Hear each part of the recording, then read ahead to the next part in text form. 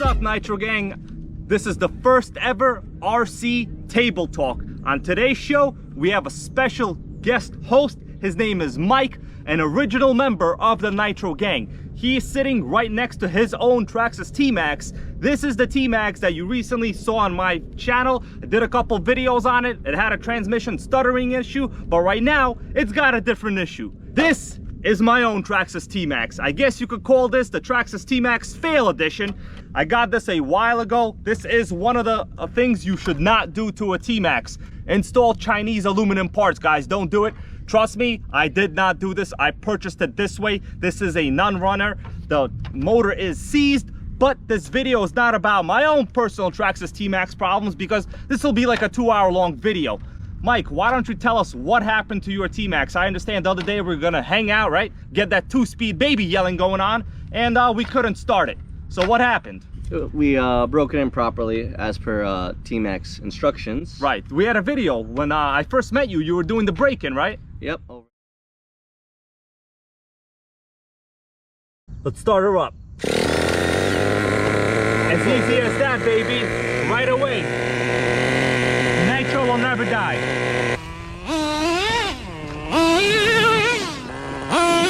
Whoa! The wheelie monster right here. Oh. Oh yeah.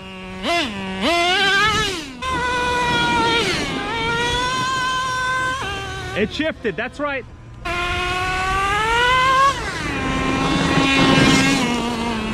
So I was just driving around the parking lot, you know, up and down, mid throttle here and there. And here I go, mid throttle down the parking lot, and it just completely shuts off. I think, what'd you have, like maybe 2 quarts of fuel through it at that point? Yeah. I mean, so the engine was running normal, like we had no indication of anything going wrong, and we were running good Byron fuel. Where's the gallon? We have the gallon? Right there. Yeah. The Nitro Gang wants to see the fuel. Yeah, that's right. We run the best, baby. Byron, this is 20%. Very high oil lubrication, 16% oil. So no reason, you know, in terms of negligence on our part, that this thing should have shut off. So, you know, Mike over here called me. He's like, bro, what should I do? I told him to email Traxxas, tell him what your issue is. He emailed Traxxas. Did you like the response they gave you? Because I read it. Not really, man. It was just, it seemed like a robot responded back. It was a long essay. Literally looked like they sent that to everybody because there's no way a person working at Traxxas would have typed all that up. There was not a single typo anywhere. Even I have typos, and I write freaking reports for a living, as a matter of fact. Anyway, so what did it say at the end? What did they tell you to do? Basically, Take it apart by yourself and based on what you know, see what the problem is exactly. Right, exactly. So I read it, you know, because second opinion, you know, Nitro Gang second opinion. After I read the email, it was mostly just, you know, troubleshooting steps. Well, did you start it right? You know, is there fuel in the motor? Check the glow plug. And at the end, they finished it off with saying, well, if nothing else works, you have to take the engine apart. At this point, I looked up, you know, what our options are. And Mike was asking me, hey, maybe I should get the 3.3. And that is an option. Now, you bought this brand new. Where'd you get it from? From our local hobby shop over here on Staten Island. Right, our local hobby shop here is called Brownies, guys. Never take the brownie, especially if you're on To Catch a Predator, if you know what I'm saying. We don't got no brownies here today. But what we do got, and by the way, is my trophy over here. You guys see what that says? 1 million views, Primal MT Raminator, Nitro Gang, baby. That's right, 1 million views. This is not a T-Maxx trophy, although some would say it does deserve a trophy. Why am I talking to this gallon of nitro fuel like it's a microphone? It's kind of weird, right?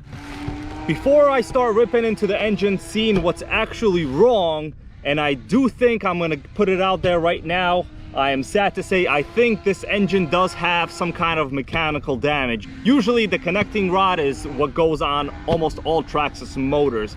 Hopefully it's only that. I don't want to have Mike here go out and pay, you know, 50% of Traxxas retail price, which if you think about it, their retail price of a nitro motor is already 100% overpriced.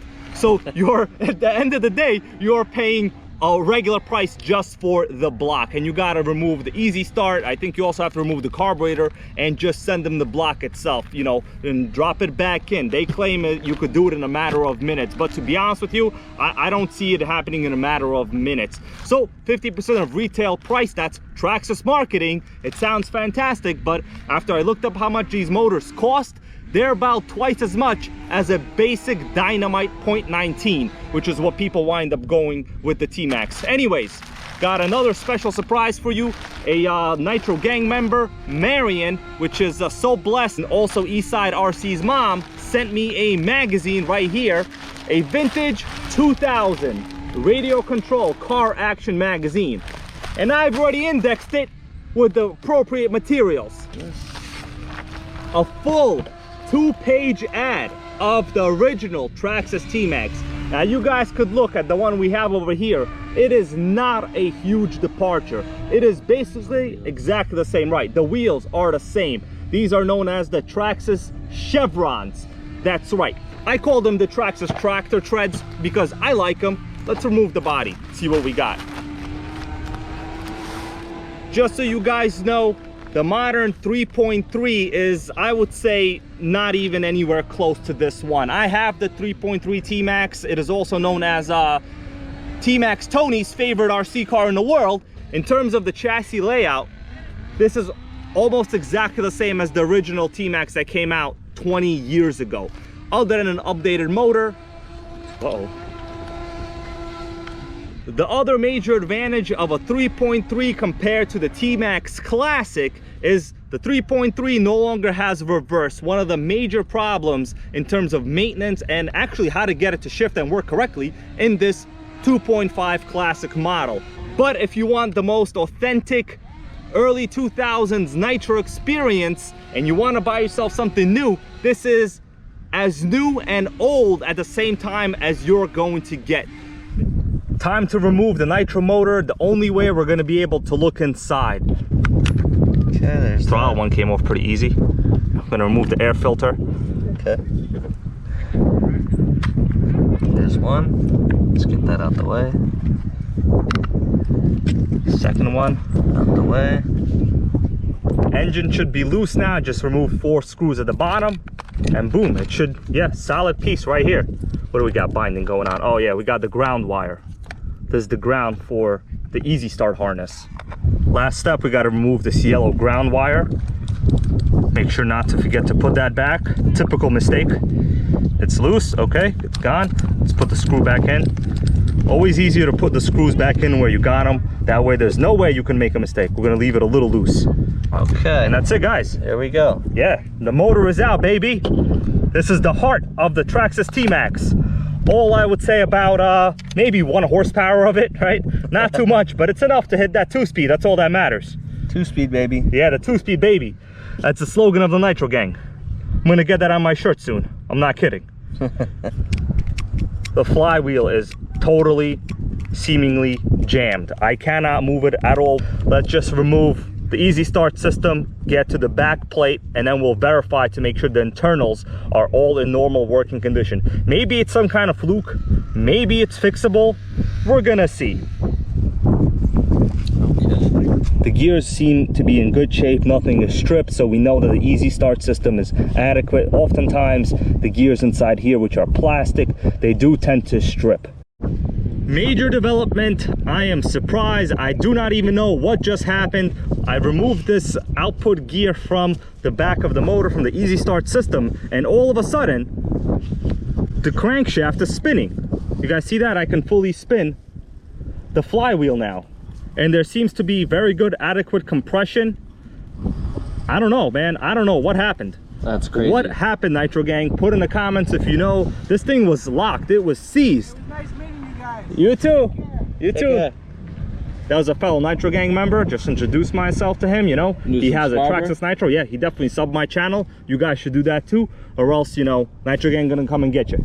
Anyways, man, Mike and I were both out here all happy. You know, we don't know what happened, how this fixed itself. As soon as you took that apart, I saw it move. I was like, Yeah. what? Yeah. I can't believe that. This is like kind of good news. I would say very, very good news. I think we ran into another problem, a problem I've never seen before. I noticed that when I'm spinning over the flywheel, I could literally see the motor, the Easy Start motor itself is also spinning along with the entire motor. So when you're spinning over the motor, you're not supposed to be also seeing the Easy Start motor spin with it. And that's what I could see.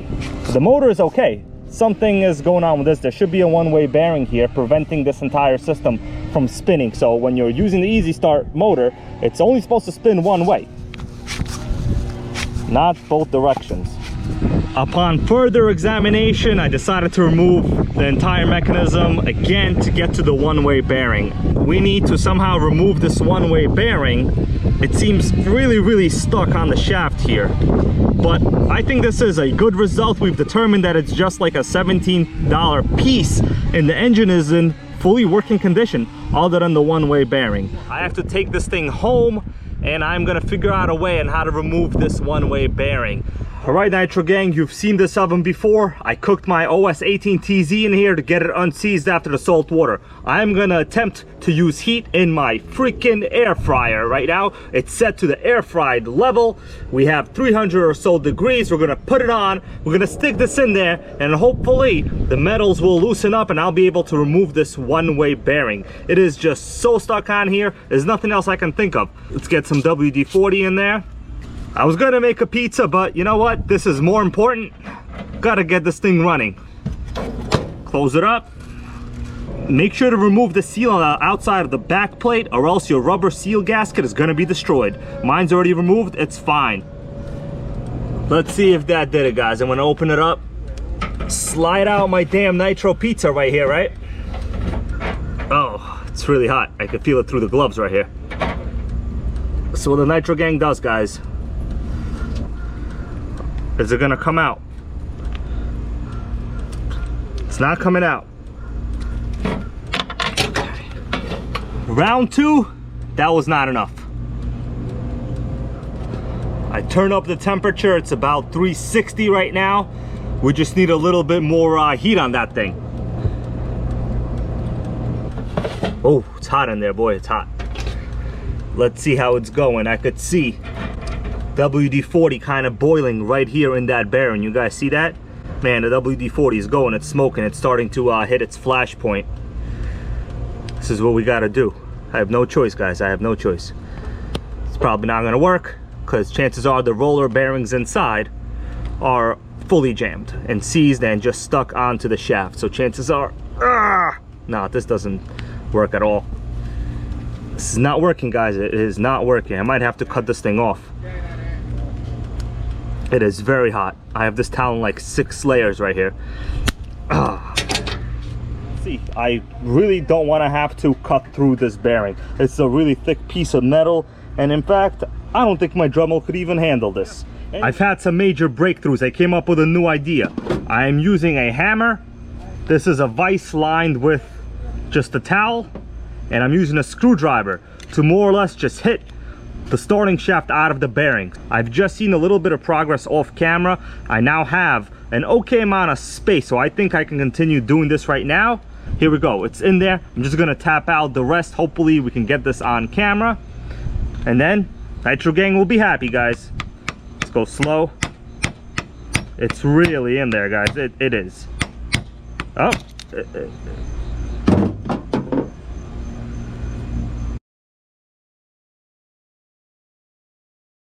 it's been a couple days since you saw the disaster unfold on camera. You know, I tried to bang out the starting shaft from the one-way bearing. Now there's a giant hole through it. It is unusable, nothing I can do. No big deal. Luckily, Traxxas, you know, they tend to fail so often that their parts are actually fairly accessible and not that much money. This is a new backplate, only $12. Very inexpensive for such a relatively serious piece of RC equipment here. Starting shaft, these usually go for about $7 to $8, also fairly inexpensive, and a brand new one-way bearing. These are usually about, well, this one was about like $18, but I had a spare one, so I am going to contribute to the Nitro Gang. Mike let me work on his T-Maxx. Of course, this creates content for me, and also puts a classic T-Maxx back on the road, and a little bit of fun for all of us. Time to put all this back together. Before I assemble it, guys, just have a look inside the motor. It is very clean. Now, this motor only had about 2 quarts of fuel through it, so yeah, as expected, we can verify everything seems to be spinning just fine. There's no issues with the connecting rod, which is fairly common for these motors. I put some after one in it so it is not dry. I'm going to start by putting the starting shaft into the back plate. Starting shaft is out. And now the back plate. They put this in a bag inside of another bag. First, I'm going to apply a little bit of oil on the back plate mechanism, and then put the starting shaft in. Slow is nice and good, and that's perfect. Time to put the back plate in. Very important, when you position the back plate, make sure these 2 grooves on top are facing the coolant head. So they have to be facing up, right? You don't want to flip it upside down and put it in crooked. You don't want to do that at all. And then we'll just position it. We'll move the crankshaft around a little bit, and the starting shaft will eventually seat itself. Watch this, guys. It's going to eventually pop into place. Yep, there we go. Popped into place. Once you screw in these 4 screws in the back plate, it'll tighten itself up, and it's perfect. We could just put the one-way bearing back on, make sure it goes on the correct way, and then that's it. Put back the easy start system, and you're golden. Here it is, Nitrogang, completed product. No longer an issue. I can easily spin the flywheel now. I hear the motor inside turning over. It's no longer catching the starter motor here. Perfect. Easy repair. Now all that's left to do, drop this back into the T-Maxx and hit some more of those 2-speed runs, baby. See you guys later. There will be more on this project coming soon. Thanks.